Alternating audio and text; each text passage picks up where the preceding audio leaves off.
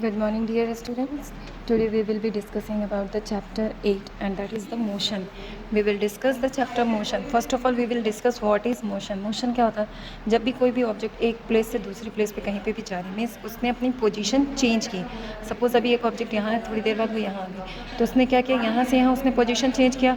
Position अपने आप उड़ते उड़ते तो हो नहीं जाएगा, तो क्या होगा, वो मूविंग कंडीशन में होगी, तभी तो वो होगा मोशन. उसके बाद है motion along a straight line. Motion along a straight line में ये है कि जब हम सीधे सीधे जाएंगे और हमारा स्ट्रेट पाथ फॉलो होगा, ये होता है हमारा motion along a straight path. Means हमारे पॉइंट्स चेंज नहीं होने चाहिए. हम जब जा रहे हैं तो हमारा डायरेक्शन सेम होना चाहिए और हमारा डिस्टेंस जो है उसी के अकॉर्डिंग होगा, हमारा पोजीशन चेंज नहीं होना चाहिए. Uniform motion and non uniform motion. Uniform motion क्या होता है, जब कोई भी ऑब्जेक्ट इक्वल डिस्टेंस कवर करती है इक्वल इंटरवल ऑफ टाइम में, तब वो कहलाता है uniform motion.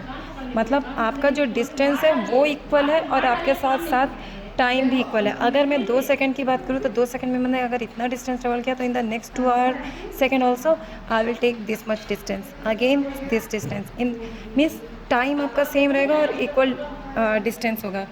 Non uniform motion में क्या हो जाएगा, आपका जो डिस्टेंस है वो वेरी कर जाएगा, बट टाइम इंटरवल है, टाइम इंटरवल इक्वल होना चाहिए और जो डिस्टेंस है that will not be equal with respect to the time.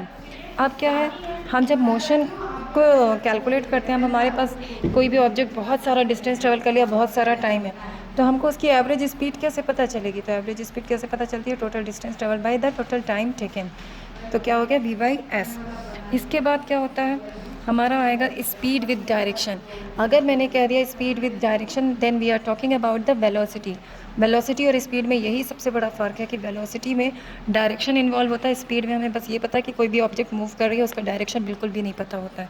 दोनों की यूनिट सेम होती है, मीटर पर सेकेंड, बट और दूसरा स्पीड s से स्टार्ट होता है, so it is a scalar quantity. Velocity v से स्टार्ट होता है. फॉर योर रिमेंबरिंग मैं ये बता रही हूँ, ऐसा नहीं है कि एस से स्टार्ट होता है तो स्केलर है. स्केलर ऐसी क्वांटिटी होती है जिसमें डायरेक्शन और मैग्नीट्यूड नहीं होता है. स्पीड में डायरेक्शन नहीं होता, इसलिए स्पीड हमारी स्केलर है. वेलोसिटी में हमारी डायरेक्शन और मैग्नीट्यूड होता है, इसलिए वेलोसिटी हमारी वेक्टर क्वांटिटी है. अब हम बात करेंगे, अगर हमें एवरेज स्पीड निकालनी, एवरेज वेलोसिटी निकालनी, तो वेलोसिटी हमेशा 2 होती हैं. एक इनिशियल होती है, मीन्स जहाँ से हमने स्टार्ट किया, और एक होती है फाइनल, जहाँ हमारा ऑब्जेक्ट पहुँच गया. तो एवरेज वेलोसिटी क्या होगी, जब हमारे पास 2 ही है तो क्या होगा, initial velocity plus final velocity divided by 2. This is our average velocity. एक वर्ड आता है हमारे पास में, odometer. What is odometer. Odometer जो होता है वो हमें ये बताता है कि कोई भी व्हीकल कितना डिस्टेंस ट्रैवल की है. तो distance covered by any vehicle is measured by using the odometer. अब हम बात करेंगे rate of change of velocity. Rate of change of velocity is acceleration. Acceleration हम क्या पढ़ते हैं, v/t. v/t का मतलब क्या हो गया, वेलोसिटी बाय टाइम. तो वेलोसिटी बाय टाइम होता है rate of change of velocity. अब उसके बाद बात करते हैं हम, जो एसेलरेशन होता है, change in velocity by the time taken. Acceleration की यूनिट क्या हो जाएगी, चेंज इन वेलोसिटी क्या हो गया, मीटर पर सेकेंड, अगेन सेकेंड, तो क्या हो गया, मीटर पर सेकेंड स्क्वायर. एसेलरेशन क्या होती है, या तो देखिए घटेगी या तो बढ़ेगी. और जब हमारा टाइम सेम हो, अब वो बढ़ रही है कि घट रही है, डजेंट मैटर, तो हमारा एसेलरेशन क्या होगा, यूनिफॉर्म होगा. मीन्स हमारा बढ़ना, अगर एक बार में एसेलरेशन इतना बढ़ा, नेक्स्ट टाइम में जब बढ़ा तो इक्वल बढ़ रहा है, तो क्या होगा, यूनिफॉर्म एसेलरेशन.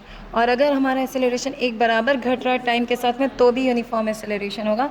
सिर्फ फ़र्क क्या होगा, जब अगर हमारा acceleration with respect to time एक बराबर नहीं बढ़ रहा, मतलब जितना टाइम है फर्स्ट टाइम इंटरवल में हमारा जो भी एसेलरेशन है, नेक्स्ट टाइम इंटरवल में दूसरा कुछ हो गया, मीन्स अलग से वेरी हो गई, या तो कम हो गई या तो ज़्यादा हो गई, ऐसे में फिर क्या होगा, वो नॉन यूनिफॉर्म होगा. रिमेंबर वन थिंग, चाहे यूनिफॉर्म मोशन हो, चाहे यूनिफॉर्म वेलोसिटी हो, चाहे यूनिफॉर्म एसेलरेशन हो, टाइम इंटरवल हमेशा सेम होता है. और जिसके बारे में भी हम बात कर रहे हैं, जैसे अगर यूनिफॉर्म मोशन, तो मोशन की बात कर रहे हैं तो डिस्टेंस अलग अलग हो जाएगा. वेलोसिटी में क्या हो जाएगा, आपका जो कोई भी ऑब्जेक्ट डिस्टेंस कवर की है वो चेंज हो जाएगी, बट टाइम इंटरवल सेम होगा. यूनिफॉर्म एसेलरेशन में जो ऑब्जेक्ट की वेलोसिटी है that will be equal, but the equal या फिर वेरी कर सकता है, बट टाइम इंटरवल सेम होना चाहिए।